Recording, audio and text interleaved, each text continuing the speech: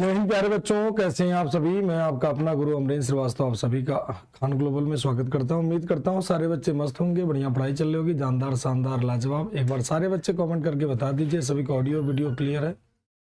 फटाफट तेजी से बताएं सारे बच्चे। पिछले क्लास में जो टॉपिक पढ़ रहे थे उसको हम लोग आगे बढ़ाते हैं। हम लोग कौन सी डायनेस्टी पढ़ रहे थे? तो हम लोग पढ़ रहे थे विजयनगर एम्पायर, और विजयनगर एम्पायर में हम लोग आगे बढ़ते हैं। ठीक है, फटाफट तेजी से। हम लोगों ने विजयनगर एम्पायर में देवराय प्रथम, देवराय द्वितीय, इन सबको पढ़ लिया था। और हमें अगला एक छोटी सी डायनेस्टी थी, सालुआ डायनेस्टी। सालुआ डायनेस्टी के बाद शासक होंगे सालू नरसिम्हा और इम्माडी नरसिम्हा। इसके बाद हम लोग पढ़ रहे थे विजयनगर एम्पायर। ठीक है, क्या पढ़ रहे थे? विजयनगर एम्पायर पढ़ रहे थे।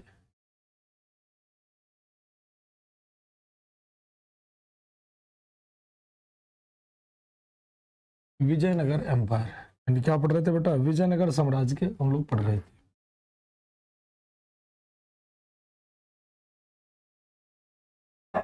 विजयनगर साम्राज्य, ठीक है। इसमें हम लोग संगम डायनेस्टी कंप्लीट कर चुके थे। जो संगम डायनेस्टी थी वो आपकी कंप्लीट हो गई थी। अब इसके बाद आ जाएगी आपकी कौन सी? सालुआ डायनेस्टी, यानी कौन सी? सालुआ डायनेस्टी।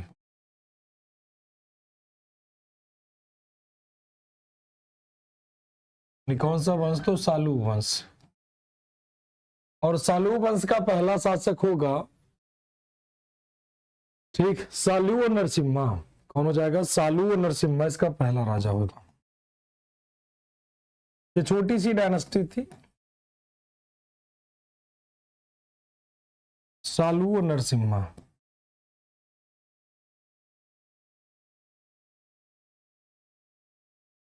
सालू और नरसिम्हा ये क्या हो जाएगा? फाउंडर हो जाएगा। इसे कहते हैं फाउंडर ऑफ सलुआ डायनेस्टी।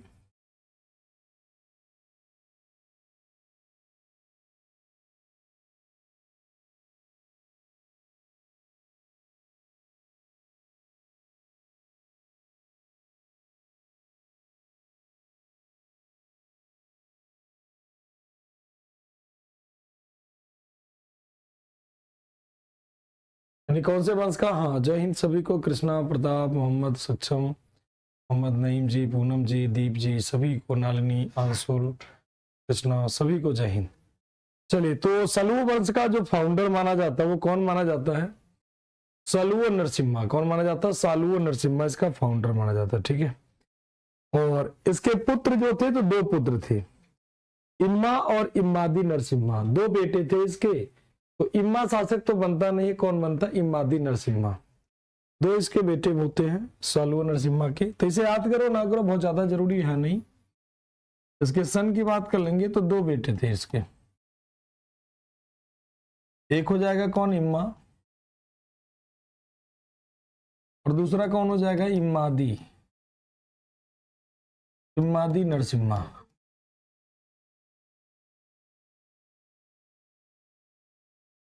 यानी कौन हो जाएगा? इम्मादी नरसिम्हा।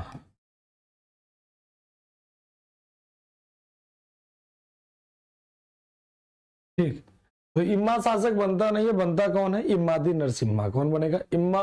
इम्मादी नरसिम्हा शासक बन जाएगा। कौन बन जाएगा? इम्मादी नरसिम्हा रूलर बन जाएगा। इसमें अगर बात करेंगे तो कौन हो जाएगा? इम्मादी नरसिम्हा।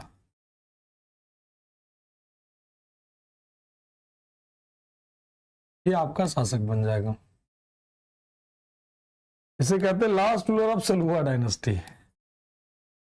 मतलब ये छोटी सी है। तो सलू वंश का एक छोटा सा शासक, लास्ट रूलर ऑफ सलुआ डायनेस्टी, सालू वंश का अंतिम शासक।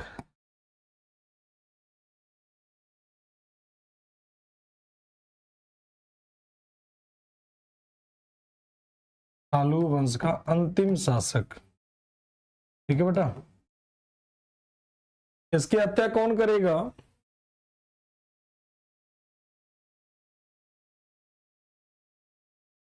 He was killed by वीर नरसिम्हा।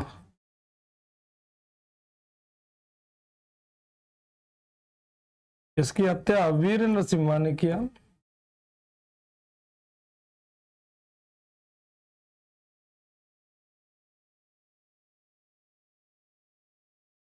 इसकी हत्या वीर नरसिम्हा ने किया।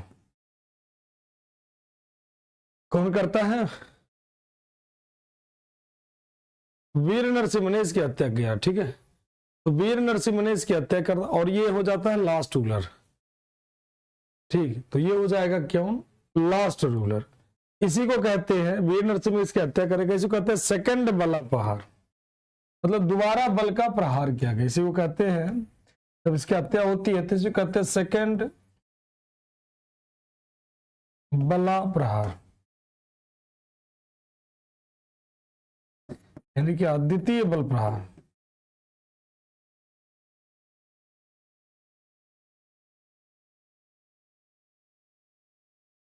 ठीक, सेकंड बला प्रहार मतलब द्वितीय, दूसरे बार।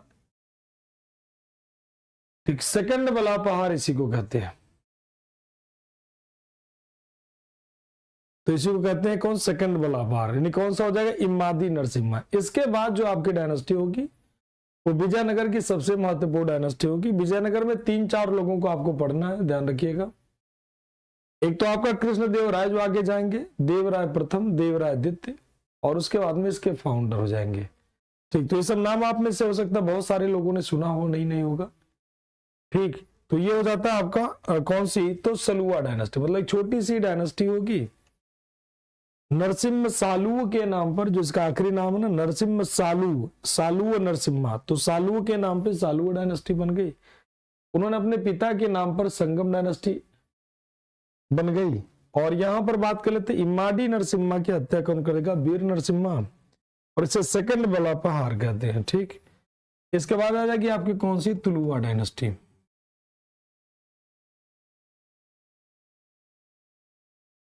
यानी कौन सा वंश? तो तुलु वंश।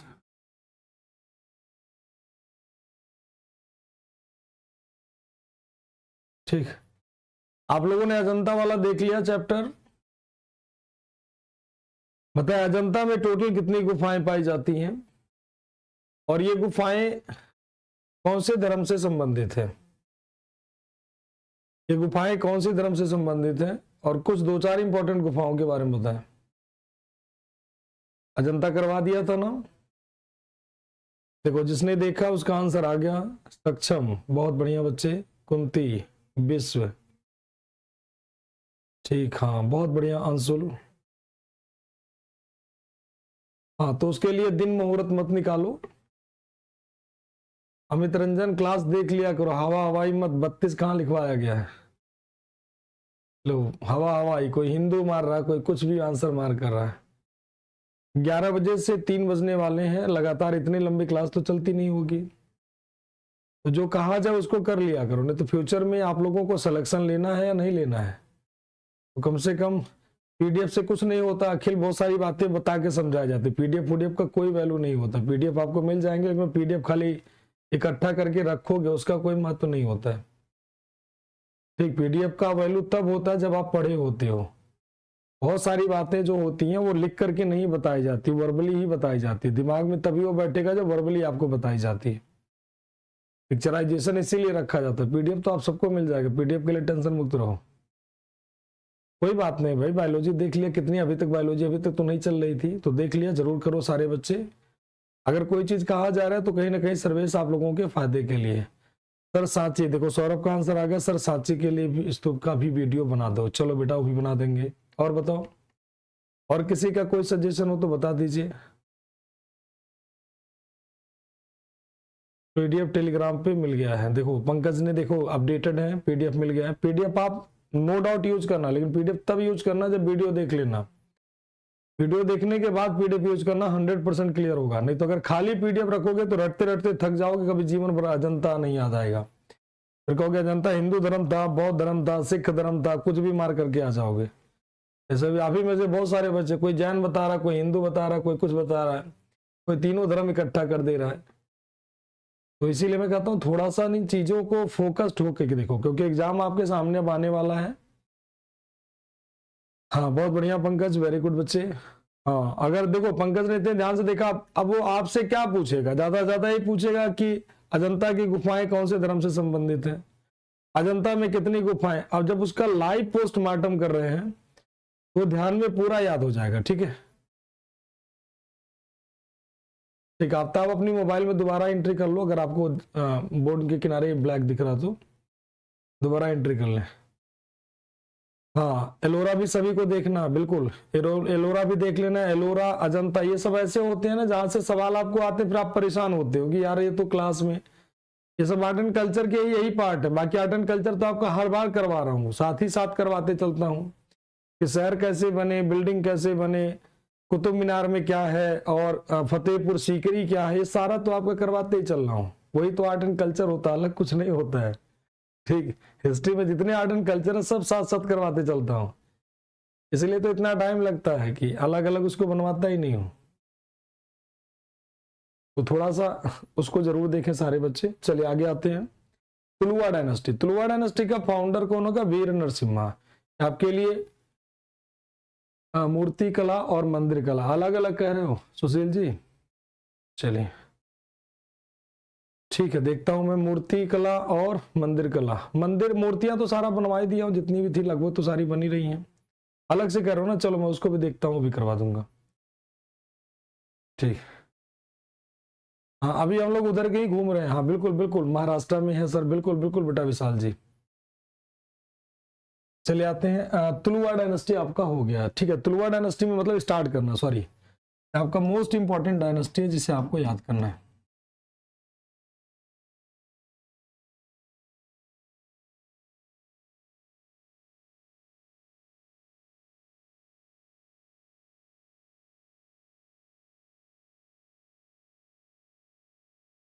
वीर Narasimha,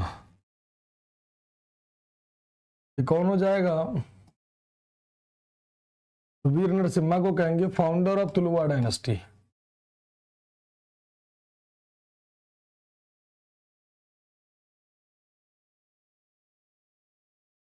founder of Tuluva dynasty, Tulu वंश का संस्थापक हो जाएगा।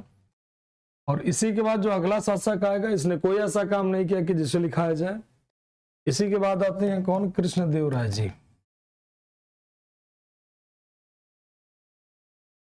कृष्णदेव राय मतलब ऐसे कह लीजिए कृष्णदेव राय, मस्त आदमी।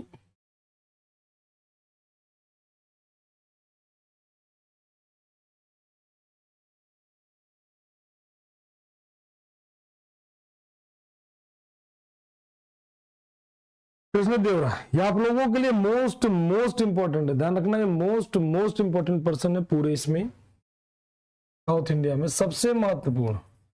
शिवाजी महाराज और कृष्णदेव राय ये दोनों लोग मोस्ट इंपॉर्टेंट हैं।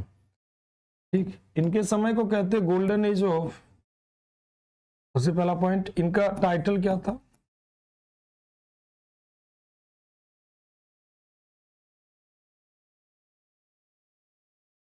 इनकी उपाधि होगी आंध्र भोज।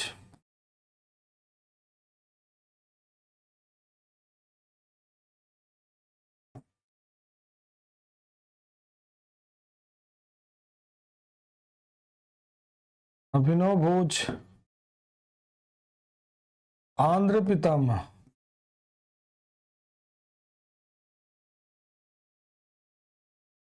क्या हो जाएगी? आंध्र भोज।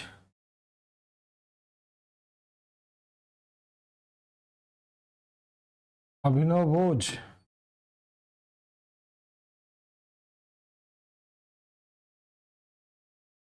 आंध्र पितामह। तो आंध्र भोज, अभिनव भोज, आंध्र भोज, अभिनव भोज क्लासिकल डांस फेस्टिवल, चलो ठीक है वो भी करा दूंगा। और बताओ, ठीक, वो सब आपका स्टैटिक जीके होता है, चलो फिर भी मैं करवा दूंगा। ठीक है, और बताओ। तो किसी का टाइम पीरियड किसी का नहीं याद करना रहो, कोई टाइम पीरियड के चक्कर में नहीं पड़ना। दक्षिण भारत में कोई टाइम पीरियड किसी का, इवन शिवाजी महाराज का भी नहीं, किसी का कोई टाइम पीरियड याद ना करो, यहाँ पर कोई नीड नहीं है। ठीक है, तो आंध्र भोज, अभिनव भोज, आंध्र पितामह, यवन स्थापनाचार्य। ठीक है बेटा,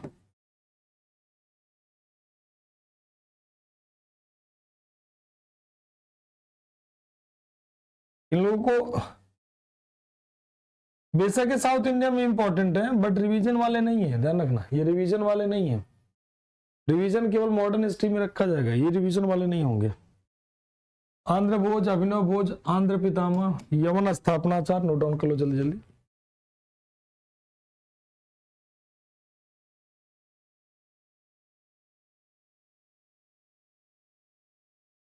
नोटेड। इनके पत्नियों की बात कर लेते हैं। इनकी वाइफ कौन थी, तो इनकी वाइफ बता दें, चिन्ना देवी,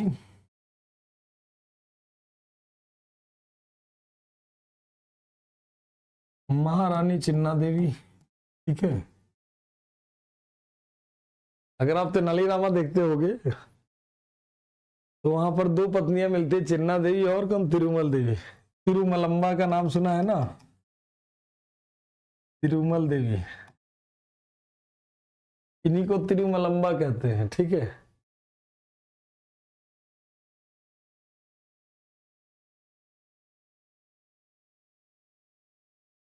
कौन हो जाएंगी, तिरुमल देवी, ठीक है। इनके समय को कहते हैं golden age of, golden age of, golden age of Vijayanagar empire. Vijayanagar empire, Vijayanagar साम्राज्य का स्वर्ण काल।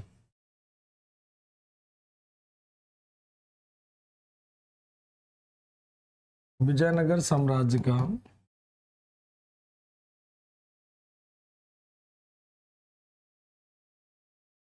स्वर्ण काल किसके काल को कहते हैं, तो आपके हो जाएंगे कौन, कृष्णदेव राय जी, ठीक। अब यहां पर दो तीन चीजें आपको देखने को मिल रहा होगा।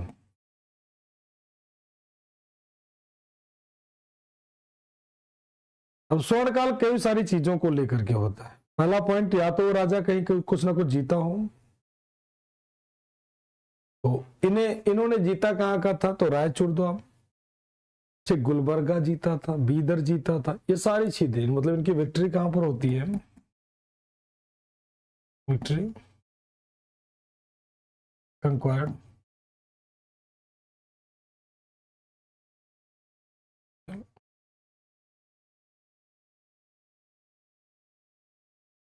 मतलब जीत कहां कहां क्षेत्र में जीतते हैं,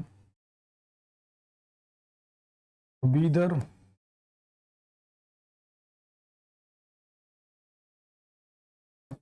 ओडिशा,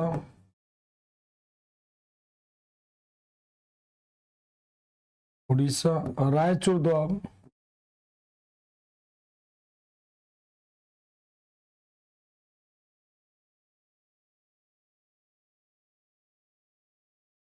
रायचूर द्वार, और कहां पर, तो बीदर, रायचूर द्वार, गुलबर्ग की बात कर लेते हैं।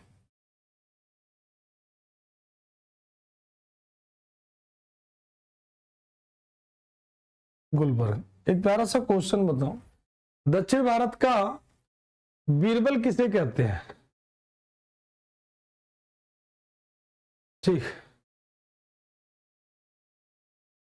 हाँ रायचूर द्वार को, बिल्कुल बिल्कुल, दक्षिण भारत के चावल का कटोरा कहते हैं रायचूर द्वार को, कावेरी के क्षेत्र में स्थित है। दक्षिण भारत का बीरबल किसे कहते हैं, चलिए अमित कुमार झा का पहला आंसर आ गया, तेनालीराम, सुशील जी का इधर आ गया, बहुत बढ़िया, अमित रंजन भी, आफ्ताब भी, कोयल भी, मोहम्मद नईम भी, विश्व जी, मुकेश जी, सभी का आंसर, प्रदीप, सभी के आंसर बेहतरीन आंसर, बहुत बढ़िया, सुधीर, नरेंद्र सिंह, अनु, सभी का आंसर, खुशी, सौरभ राठौर, सभी के आंसर बेहतरीन आंसर, वेरी गुड बच्चों, बढ़िया आंसर सभी के, अतुल तिवारी, सभी के आंसर बहुत बढ़िया। तो बीदर, उड़ीसा, रायचूर द्वार, गुलबर्गा, ठीक है। तो इन सब क्षेत्रों पर ये क्या करते हैं, कब्जा कर लेते हैं, ठीक। ये सारे के सारे क्षेत्रों पर क्या करते हैं, कब्जा कर लेते हैं, ठीक। इनकी राजधानी कहाँ थी, तो हम्पी थी, इनकी राजधानी कहाँ थी, तो हम्पी। इनकी कैपिटल कहाँ बनाते हैं, हम्पी, कैपिटल कहाँ हो जाएगी बेटा, तो हम्पी। हम्पी कहाँ पर है, तो कर्नाटका।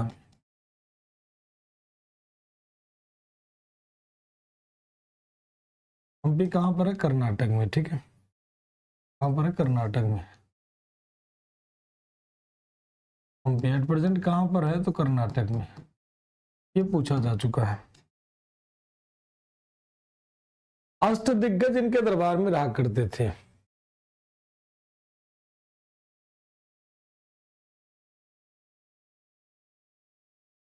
देवराय के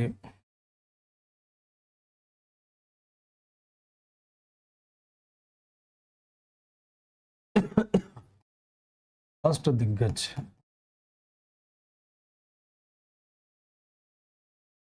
कृष्णदेवराय के अष्टदिग्गज। अष्टदिग्गज का मतलब ये सारे के सारे,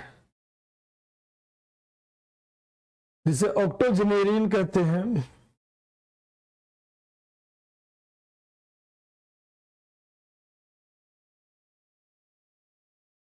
मतलब 8 विद्वान जो थे,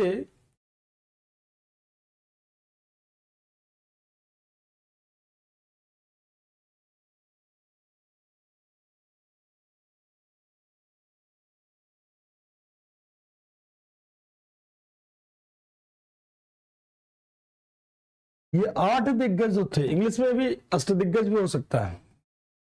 8 great poet of, 8 great poet of Telugu literature. Telugu साहित्य के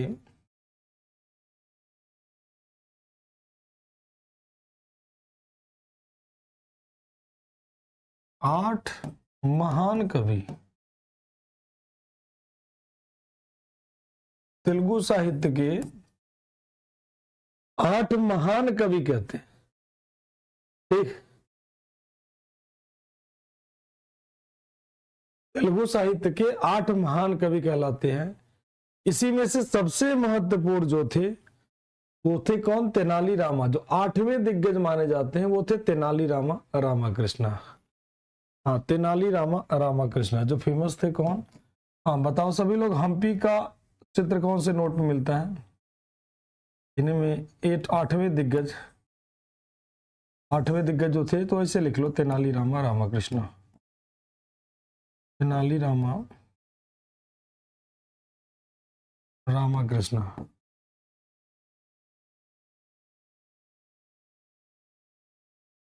तेनाली रामा रामाकृष्णा बेटा।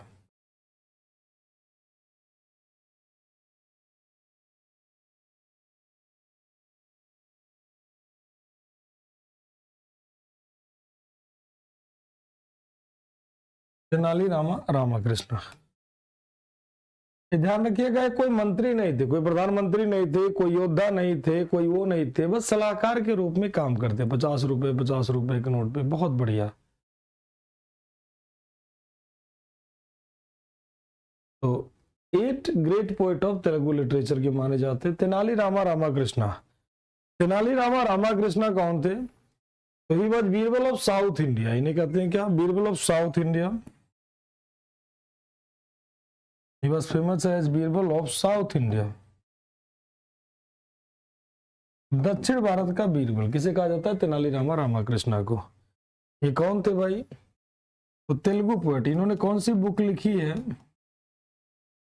तो इनके द्वारा जो लिखी गई बुक्स है पांडुरंग महात्म्य।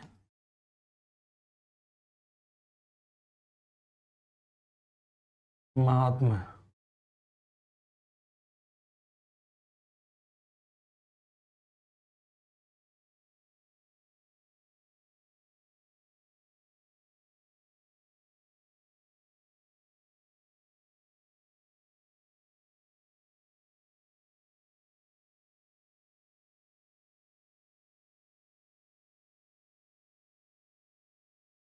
पांडुरंग महात्म्य किसके द्वारा लिखी गई, तो कृष्णदेव राय के द्वारा लिखी गई किताब हो जाएगा पांडुरंग महात्म्य, ठीक है। साउथ इंडिया का बीरबल। अब इन्हें तेनाली रामा क्यों कहते थे, इनके विलेज का नाम था तेनाली। ये जहां के रहने वाले थे, इनके गांव का नाम था तेनाली, इसीलिए इन्हें कहते हैं क्या, तेनाली रामा रामाकृष्णा। हाँ खुशी, अगले हो जाएंगे कौन, अल्लसानी पडन्ना, जिन्हें तेलुगु पोएट्री का फादर कहा जाता है। अगले जो महत्वपूर्ण विद्वान होते हैं इनके दरबार के, ध्यान रखिएगा इनके बारे में अगर पूछा जाए तेनाली रामा के, तो ये एडवाइजर भी थे, एडवाइजर ऑफ कृष्णदेव राय।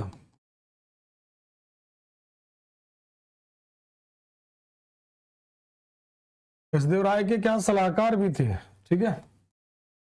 इसके बाद आ जाएंगे अल्लसानी पडन्ना।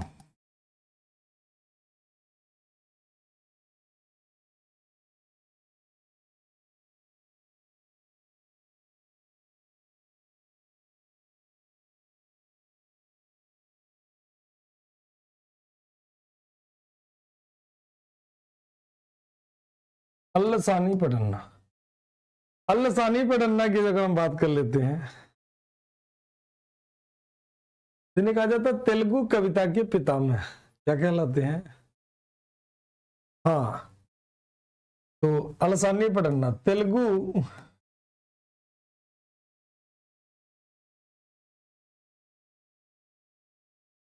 जो तेलुगु लिटरेचर है यानी तेलुगु कविता है उसके पितामह कहलाते हैं।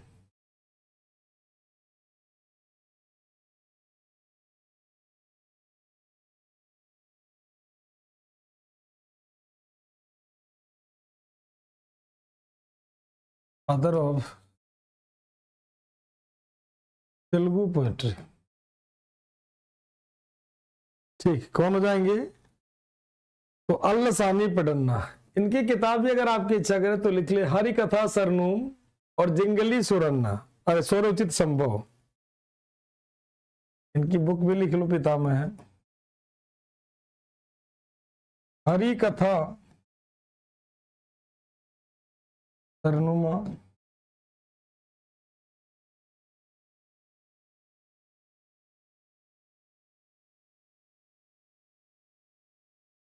हरि कथा स्वरनुम और स्वरो उचित संभव।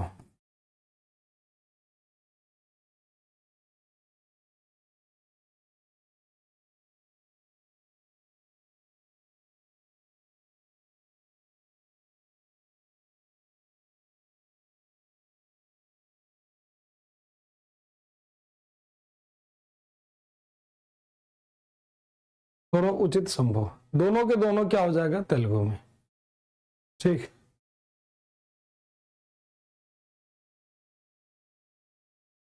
तो हो जाएगा Telugu, father of Telugu poetry, Telugu कविता के पितामह, और उनकी बुक हो जाएगी हरि कथा सरनूम और क्या हो जाएगी जिंगली सुरन्ना, ठीक है, अरे मतलब सॉरी, हरि कथा सरनूम और क्या हो जाएगी स्वरो उचित संभव। कृष्णदेव राय, कृष्णदेव राय ने भी दो किताबें लिखी हैं और वो किताबें आमुक्त माल्यता और जाम्बती कल्याणम। आमुक्त माल्यता और क्या हो जाएगा जाम्बती कल्याणम, ठीक। तो ये हो जाएगा इनके दरबार के प्रसिद्ध विद्वानों में, तो मस्त आदमी थे, कोई दिक्कत वाली बात थी नहीं, तेलुगु कविता के पितामह कहे जाते थे। तो फिर से समझ लीजिए इनके समय को, चूंकि कृष्णदेव राय के समय में इतनी सारी चीजें हो जाती तो इसीलिए इनके समय को कहा जाता है गोल्डन एज ऑफ, इनके समय को कहते हैं क्या गोल्डन एज ऑफ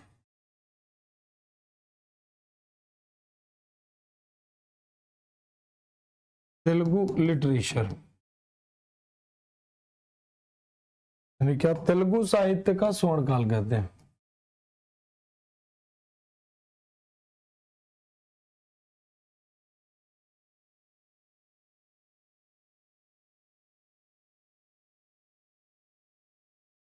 तेलुगु साहित्य का कौन सा काल हो जाएगा स्वर्ण काल हो जाएगा, इनके समय को golden age of Telugu literature इनके टाइम को कहेंगे, ठीक। गोल्डन एज ऑफ कौन सा तेलुगु लिटरेचर इनके टाइम को कहेंगे। कृष्णदेव राय की किताबें क्या हो जाएंगे, खुद कृष्णदेव राय एक बढ़िया ज्ञानी थे, तो बुक ऑफ कृष्णदेव राय, ये आपके एग्जाम में पूछा जा चुका है। जितना भी लिखवा रहे हैं इसमें कुछ स्किप नहीं करना आपको।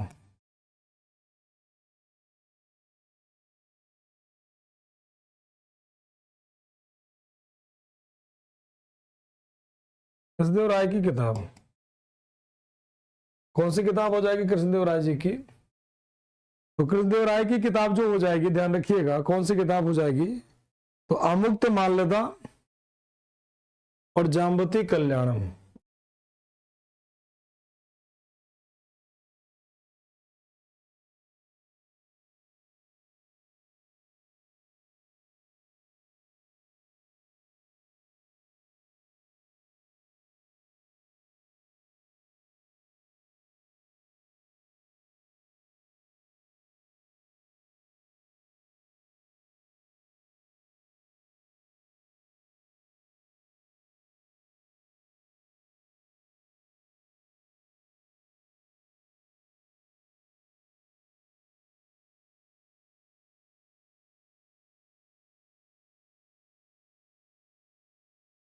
अमुक्त माल्यदा कौन सी लैंग्वेज में होगी? तो तेलुगु लिटरेचर, तेलुगु लैंग्वेज में। ये कौन सा भाषा में? तेलुगु। और ये कौन सी हो जाएगी? जाम्बती कल्याणम, तो संस्कृत में, ये संस्कृत भाषा में होगी। और ये कौन सी हो जाएगी? तेलुगु में। अरे तेलुगु साहित्य का स्वर्ण काल कहते हैं बेटा, तेलुगु साहित्य का स्वर्ण काल कहते हैं, golden age of Telugu literature को कहते हैं, तेलुगु साहित्य का स्वर्ण काल। यहां तक क्लियर है सभी का? एक बार फिर से समझ लीजिए, कृष्णदेव राय के समय को गोल्डन एज कहते हैं। एक बार फिर से पूरा यहां समझ लेते हैं। तुलु डायनेस्टी के फाउंडर वीर नरसिम्हा माने जाएंगे। कृष्णदेव राय को आंध्र भोज, अभिनव भोज, आंध्र पितामह, यवन स्थापनाचार्य कहा जाएगा। कृष्णदेव राय जी ने क्या क्या किया था? चिन्ना देवी, तिरुमल देवी इनकी पत्नियां थी। और विजयनगर साम्राज्य का गोल्डन एज कहते हैं, तेलुगु लिटरेचर का गोल्डन एज कहते हैं। इन्होंने कई सारे क्षेत्र जीता था, लगभग साउथ इंडिया का अधिकांश पार्ट कब्जा कर लिया था। हम्पी इन्होंने राजधानी अपनी कैपिटल बनाई थी। इसके अलावा अगर बात कर लें, इनके दरबार में अष्ट दिग्गज रहा करते थे। सभी अष्ट दिग्गज क्या होते थे? तेलुगु के 8 महान जो है कवि माने जाते थे। इन्हीं में माने जाते थे कौन? Tenali Rama, Ramakrishna, who is known as Birbal of South India and modern time इन्हें कहते हैं। दूसरे इन्होंने की बुक होती है पांडुरंग महात्म, किताब लिखी थी इन्होंने। 8वें अष्टदिग्गज माने जाते हैं कृष्णदेव राय जी के, एडवाइजर भी थे। तेलुगु साहित्य में जो सबसे बड़ा लिटरेचर में, तेलुगु पोएट्री में सबसे बड़ा जो नाम है, तेलुगु के 8 पोएट माने जाते हैं, तेलुगु के 8 महान कवि माने जाते हैं, ध्यान रखिएगा। तेलुगु साहित्य के 8 महान कवि माने जाते हैं। अल्लसानी पडन्ना, तेलुगु साहित्य का स्वर्ण काल इनका, मतलब तेलुगु के पितामह कहा जाते हैं। हरिकथा सरनूम और स्वर उचित संभव माना जाता है। कृष्णदेव राय के समय को तेलुगु लिटरेचर का गोल्डन एज। खुद कृष्णदेव राय बढ़िया एक बेहतरीन जानदार शानदार लेखक थे। और इन्होंने तेलुगु लैंग्वेज में अमुक्त माल्यदा लिखा, जाम्बती कल्याण संस्कृत लैंग्वेज में लिखा। ठीक है, ठीक, यहां तक की बातें सभी की क्लियर हो गई। आगे की तरफ चलते हैं।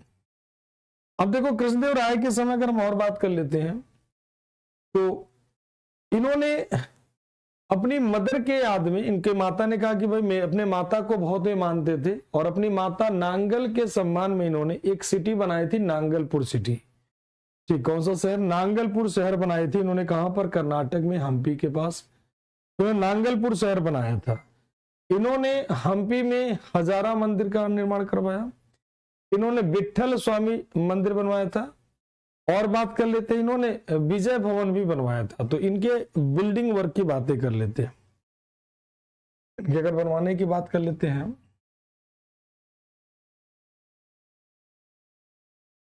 क्या क्या बनवाएंगे? बिल्ट बाय कृष्णदेव राय।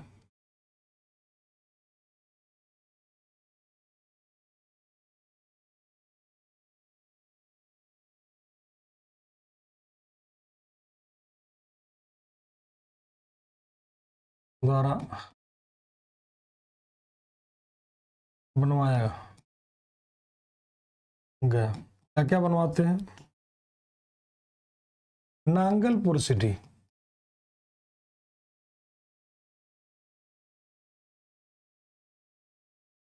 यानी कौन सा शहर? तो नांगलपुर शहर।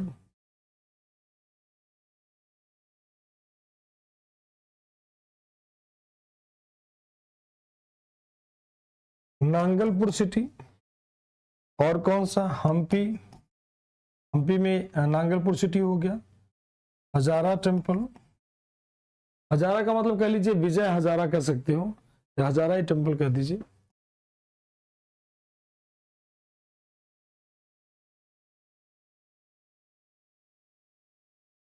हजारा मंदिर। और कौन सा? विठल स्वामी टेम्पल।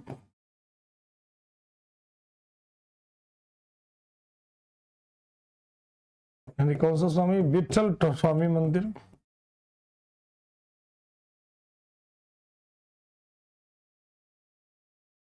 विठल स्वामी मंदिर, हजारा मंदिर, विजय भवन भी कर लीजिए।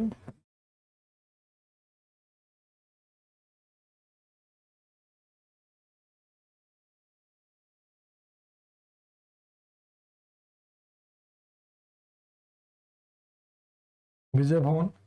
और इसमें जो शहर बनाए थे नांगलपुर सिटी में, ठीक, अपनी माता के याद में, अपनी माता के सम्मान में। ठीक, इनकी जो मदर थी उन्हीं का, डेडिकेटेड टू, इनकी माता के सम्मान में बनाए थे। कौन से शहर? नांगलपुर शहर बनवाते हैं। कौन सा शहर बनवाते हैं? नांगलपुर शहर। ठीक है, तो सारे के सारे शहर बनवाते हैं कौन? कृष्णदेवराय जी। ठीक, कृष्णदेवराय जी विजयनगर साम्राज्य में लोग विरूपाक्ष की पूजा करते थे। अब बताएं विरूपाक्ष क्या होता है? हाँ, कौन से को मानते थे? आ रहे हैं उसी पे। विरूपाक्ष की पूजा करते थे। विरूपाक्ष कौन हो गए बताएं आप लोग?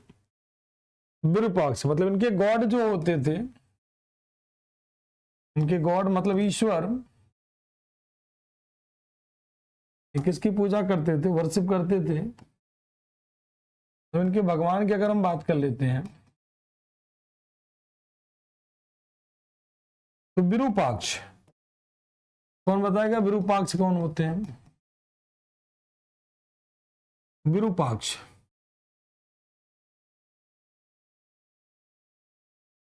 चलो उम्मीद करता हूं आंसर आ गया होगा। यानी कौन? तो लॉर्ड शिवा, भगवान शिव की पूजा करते थे। ठीक, आ रहे पुर्तगालियों पे धैर्य रख लो। ठीक है ना, कहते हैं धैर्य एक बहुत अच्छी चीज होती है। ठीक है बेटा, धैर्य रख लो, सब बताएंगे। पुर्तगाली उर्तगाली कुछ नहीं छूटेगा। बहुत बढ़िया answer Sachin, very good. Yogendra ji, Vishnu ने शिव, शिव जी, शिव जी बेटा। लॉर्ड शिवा, बहुत बढ़िया प्रदीप, लॉर्ड शिवा। ठीक है, लॉर्ड शिवा, लॉर्ड शिवा, बहुत बढ़िया। शिव जी को कहते थे विरूपाक्ष। तो विरूपाक्ष के समकालीन थे। ठीक है, विरूपाक्ष मतलब इनके थे। चलिए अब बात कर लेते हैं हम लोग, इनके दरबार में पुर्तगाली आते हैं। दो पुर्तगाली आते हैं, एक का नाम था डोमिंगो पेस और दूसरे का नाम था क्या? ड्यूवर्ट बारबोसा। बारबोसा जानते ना, एक बारबोसा एक मूवी में भी है। बारबोसा नाम खाली, ड्यूवर्ट नहीं नाम उसका। बता लो, बारबोसा का नाम सुना ना? विकलांग सा था बारबोसा। चलो हिंट के लिए बता दे रहे हैं कि वो अक्सर समुद्र में रहा करता था। चलिए, हो सकता है आप में से बहुत सारे बच्चे देखे होंगे ड्यूवर्ट बारबोसा। हाँ, अल्बुकर्क से आ रहे हैं अभी, अल्बुकर्क भटकल में दुर्ग वगैरह बनवाएंगे लोगों से, बहुत सारे लोग। हाँ देखो, आंसर आ गया अमित रंजन झा, बहुत बढ़िया बच्चे। Pirates of the Caribbean sea, बहुत बढ़िया answer. Pirates of the Caribbean sea, बहुत बढ़िया। मिल्टन मूवी का असर, बहुत बढ़िया मिल्टन। देखो अंशुल, हाँ बहुत बढ़िया, बहुत बेहतरीन रहता है ड्यूवर्ट बारबोसा। देखो बड़ा मजेदार कैरेक्टर है वो। चलिए, पुर्तगाली जो इसके दरबार में आते हैं, मतलब ऐसे कह लिए पुर्तगाली जो इसके दरबार में आते हैं, पुर्तगाली यात्री, पोर्चुगीज ट्रैवलर।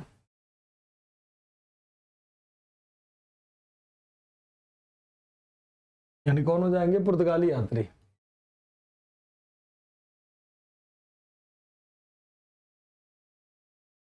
तो बदल दे क्या?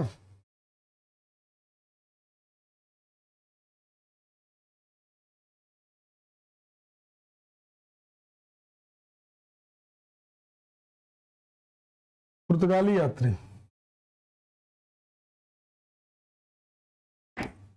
पुर्तगाली यात्री,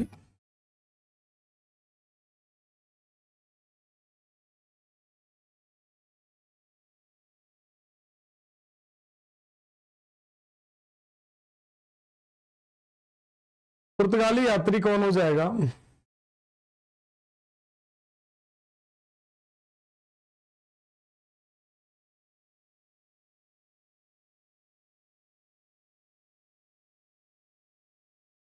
डोमिंगो पेस, और कौन हो जाएगा? ड्यूवर्ट बारबोसा।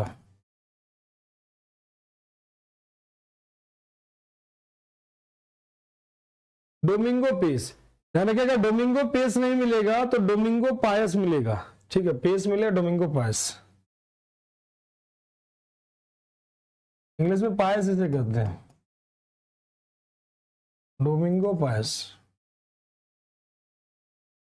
ठीक, यहां पर पायस भी मिल जाएगा, तभी डोमिंगो पायस मिल जाएगा तो पायस भी मार कर देना। ध्यान रखना, पायस मिलेगा तो पायस भी लिख देना, छोड़ना नहीं है।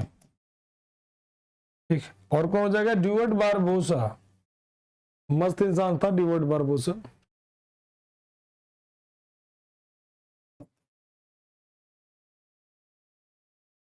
ड्यूवर्ट बारबोसा। कृष्णदेव राय, कृष्णदेव राय ने, अगर कह लीजिए पुर्तगालियों को, तो पहले पुर्तगाली की अगर हम बात कर लेते तो पुर्तगालियों को पहले पनिश भी करते हैं, फिर अल्बुकर्क आता है, बड़ा रिक्वेस्ट करता है कि भाई जो भी हो गया माफी दें, तो दोबारा भटकल में एक दुर्ग बनवाते हैं और अल्बुकर्क ने इनसे अनुमति लेकर, ठीक है ना,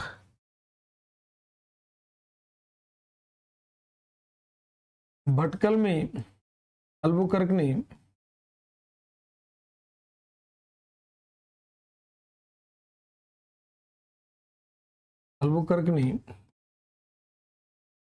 भटकल में,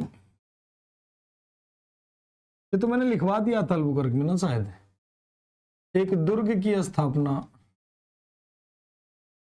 ये तो मैंने वहां लिखवाया था, आई थिंक सो, स्थापना कृष्णदेव राय के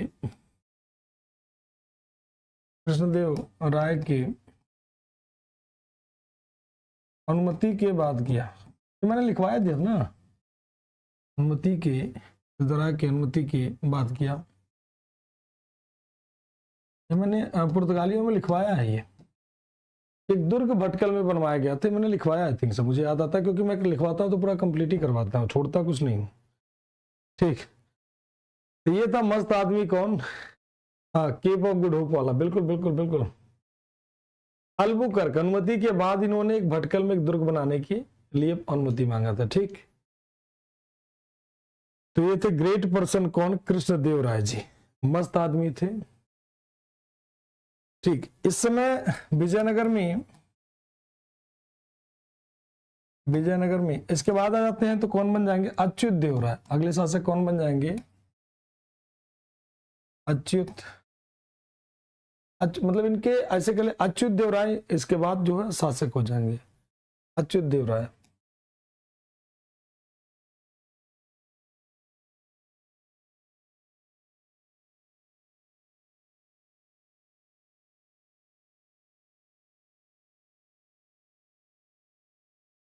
कृष्णदेव राय जी के कोई बेटा नहीं था, कृष्णदेव राय जी का कोई पुत्र नहीं था, तो पुत्र ना होने के कारण से इन्होंने अपने भाई को उत्तराधिकारी बनाया। ठीक, उनके कोई बेटे नहीं थे, बेटे नहीं होने के कारण से एक चीज और लिख लेना यहां पर, यहीं पर कृष्णदेव राय में एक पॉइंट और कहीं बना लेना, बाबर ने जुक्के बाबरी में कृष्णदेव राय की चर्चा की।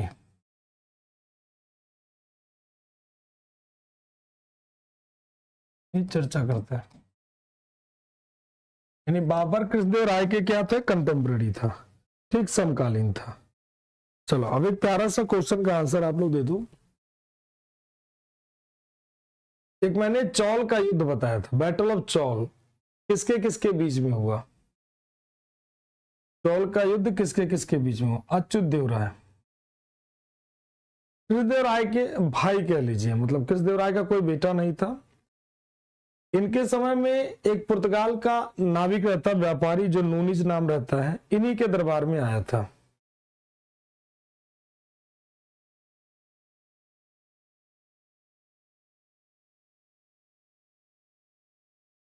Nuniz came into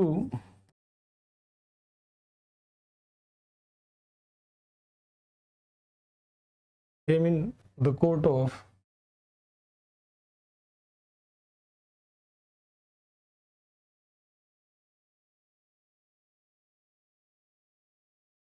Nuniz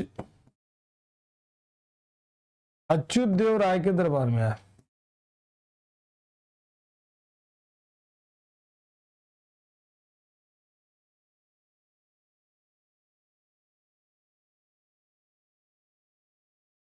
Nuniz किसके दरबार में आता है? अच्युतदेव राय के दरबार में आता है। कौन? फरनाओ नूनिज। ठीक है, ये कौन था तो ध्यान रखिएगा, घोड़ों का व्यापारी था।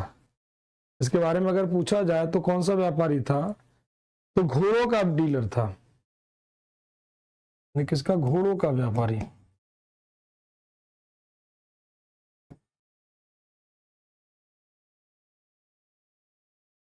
ठीक, यानी हॉर्स की डील करता था, तो घोड़ों का व्यापारी था।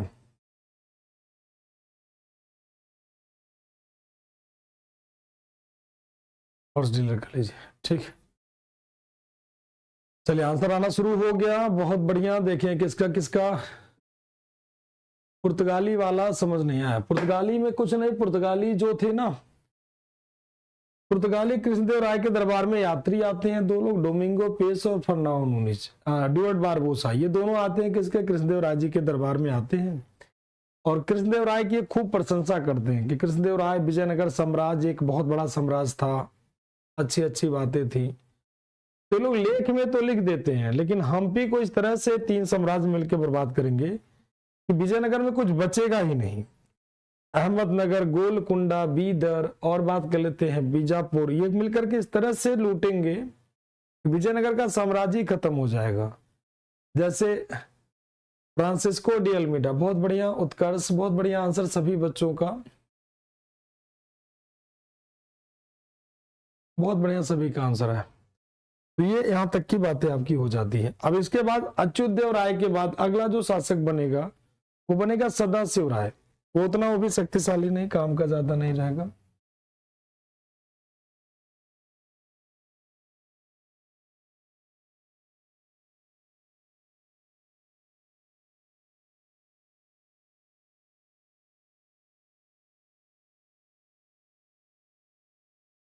सदाशिव राय, सदाशिव राय की अगर हम बात कर लेते हैं तो इसे के समय एक बैटल होता है। ठीक, वास्तविक शक्ति किसके पास थी? तो राम राय के पास थी। जो रियल पावर थी,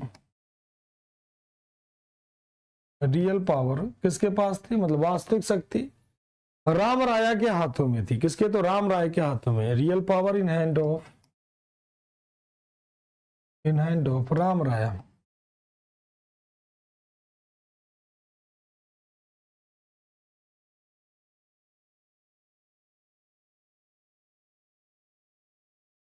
वास्तविक शक्ति राम राय के हाथों में। यहां से विजयनगर खत्म, तो सबसे खतरनाक बैटल होगा, अक्सर पूछा जाता है। चलो अगले पेज पे ही लिख लेते हैं इसको, बढ़िया सा, बहुत प्यारा बैटल है, प्यारा का बेकार बैटल है। Battle of Bannihatti,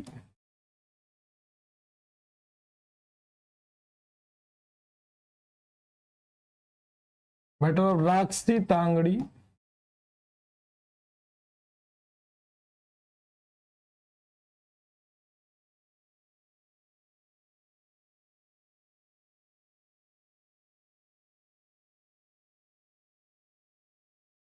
battle of ताली कोटा, यानी क्या? राक्षसी तांगड़ी,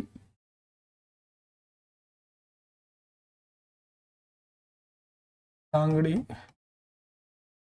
बन्नी हट्टी,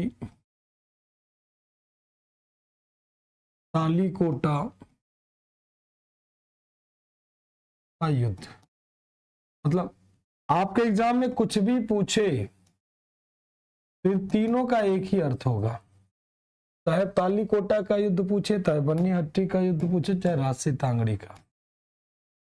1565 में किसके किसके बीच? तो सदाशिव राय,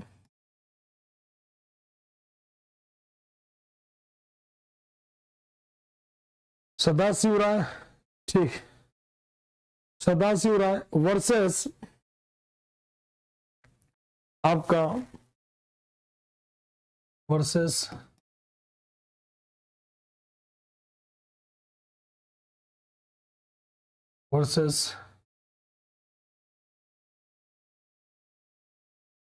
combined army of Bijapur, Golconda, Bidar,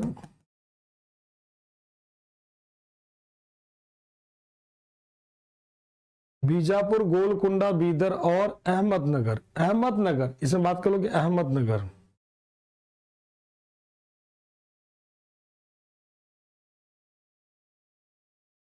ठीक, मतलब अहमदनगर, बीदर, बीजापुर और गोलकुंडा की संयुक्त सेना।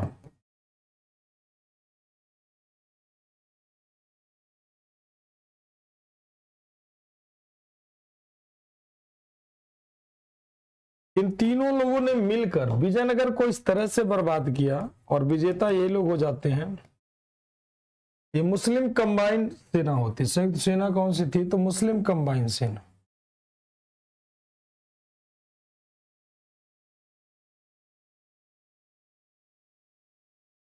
इन तीनों लोगों ने मिलकर विजयनगर का, ऐसे कह लीजिए कि ईंट तक नहीं छोड़ा। जो विजयनगर राजधानी हम्पी थी, कहा गया मतलब सारा फ्रस्ट्रेशन इन लोगों ने निकाल लिया। मतलब ये कहते हैं ना, किसी साम्राज्य को पूरी तरह से खत्म कर देना। विजयनगर में कहा जाता है कि इन्होंने कुछ जानवर तक नहीं छोड़े, इस तरह की विचारधारा आती है। इन चारों ने मिलकर विजयनगर में जानवर तक अगर मिले वो भी उठा ले गए। तो विजयनगर को पूरा जला दिया और इस तरह से जलाया कि उसके खंडहर, जो विजयनगर की राजधानी थी हम्पी, उसके खंडहर खाली दिखते थे। और उस खंडहर को खोजा था किसने? कॉलिन मैकेंजी ने उसे खोजा। और उसके बाद में रॉबर्ट स्वेल इस तरह से गायब हुआ कि रॉबर्ट स्वेल ने उसे भूला हुआ साम्राज्य का नाम देते हैं, फॉरगेटन एम्पायर कहते हैं। ठीक, भूला साम्राज्य यानी फॉरगेटन एम्पायर, यानी भूला साम्राज्य, भूला या खोया कह लीजिए, खोया साम्राज्य। किसने कहा था? रॉबर्ट स्वेल ने। इन्होंने कहा ऐसा साम्राज्य जो खो गया है, मिला ही नहीं। मतलब इन्होंने विजयनगर को पूरी तरह से तहस नहस किया।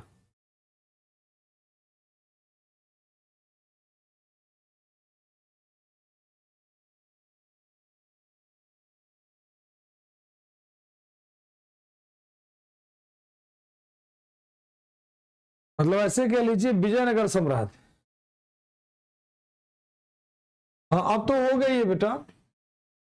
मतलब ऐसे कह लीजिए कुछ नहीं छोड़ा बेटा। मतलब इस तरह से इन्होंने विजयनगर साम्राज्य का तहस नहस किया, जितने की मतलब एक उम्मीद नहीं होती। ठीक है भाई, आप बर्बाद करो, किसी अंपायर को लूट रहे हो लूटो। मतलब इन्होंने क्या किया पूरी तरह से, मतलब इन्होंने कह दीजिए विजयनगर साम्राज्य को तहस नहस कर दिया। विजयनगर साम्राज्य को नष्ट कर दिया, कह दीजिए नष्ट कर दिया। ठीक है, चलिए तो अब समय इजाजत नहीं दे रहा कि इस क्लास को हम आगे बढ़ाएं। बाकी पढ़ते हैं नेक्स्ट क्लास में चोला वगैरह जो बचे हुए हैं, दक्षिण भारत की अगली क्लास। ठीक है, मतलब ये लोग पूरी तरह से, एक होता नहीं, चलो भाई ठीक है मानवता कहते ना, जैसे एक होता है मारना किसी को, कभी कभी आप निर्दयता नहीं सुनते हो कि एक आदमी था और चाकू लेके 26 वार किया, 28 वार किया बॉडी पे। वो तो निर्दयता, मतलब वो क्रुएलिटी कहलाती है, वो ठीक चीज नहीं होती है। एक होता है कि या तो सीधे मार दो, काम खत्म करो। एक होता है ऐसे कह लीजिए, कैसे मार दिया काम खत्म। एक होता है किसी इंसान को तड़पा तड़पा कर मार, ये थोड़ा सही नहीं था। पूरा विजयनगर साम्राज्य को इस तरह से नुकसान करना मेरे हिसाब से ठीक नहीं था। ठीक, चलिए बाकी पढ़ते हैं नेक्स्ट क्लास में। थैंक यू टू ऑल, जय हिंद।